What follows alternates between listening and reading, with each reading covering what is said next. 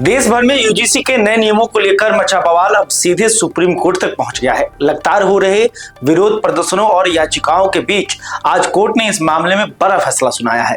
Supreme court ने UGC के नए नियमों पर फिलहाल रोक लगा दी है और केंद्र की नरेंद्र मोदी सरकार को नोटिस जारी कर जवाब मांगा है। अब इस मामले की अगली सुनवाई 19 मार्च को होगी। दरअसल यूजीसी ने हाल ही में कॉलेजों और विश्वविद्यालयों के लिए कुछ नए नियम लागू किए थे, जिनका मकसद कैंपस में जातीय भेदभाव को रोकना बताया गया।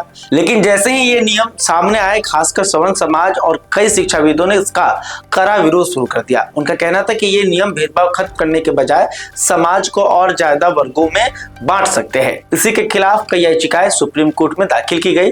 29 जनवरी यानी आज से इन याचिकाओं पर सुनवाई शुरू हुई।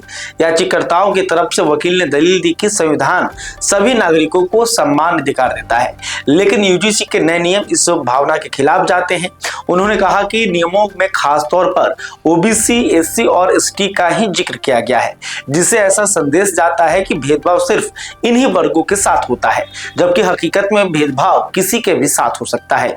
वकील ने नियम 3C पर सवाल उठाते हुए कहा कि भेदभाव की परिभाषा पहले से ही नियम 3E में मौजूद है, तो फिर अलग से एक नई धारा जोड़ने की जरूरत ही क्या थी।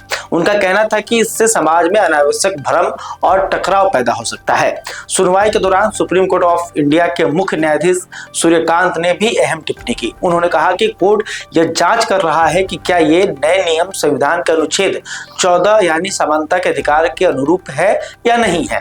उन्होंने एक उदाहरण देते हुए कहा कि अगर कोई दक्षिण भारत का छात्र उत्तर भारत के किसी कॉलेज में पढ़ने आता है और उसके साथ भेदभाव होता है, तो क्या उसकी शिकायत इन नए नियमों में सही तरीके से सुनी जा सकेगी। इस पर याचिकाकर्ता के वकील ने भी सहमति जताई कि यही वजह है कि कुछ जातियों के लिए अलग अलग धाराएं बनाने की जरूरत नहीं थी।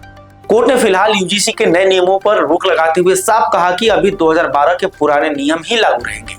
साथ ही केंद्र सरकार और यूजीसी से 19 मार्च तक जवाब मांगा गया है। सूर्यकांत ने एक बेहद गंभीर सवाल उठाया। उन्होंने कहा कि हमें यह सोचना होगा कि क्या हम एक जाति विहीन समाज की ओर बढ़ रहे हैं या फिर पीछे की तरफ जा रहे हैं। उन्होंने आशंका जताई कि अगर ऐसे नियम लागू हुए तो आगे चलकर अलग अलग हॉस्टल और अलग व्यवस्थाएं बन सकती हैं, जो देश और समाज की एकता के लिए ठीक नहीं है।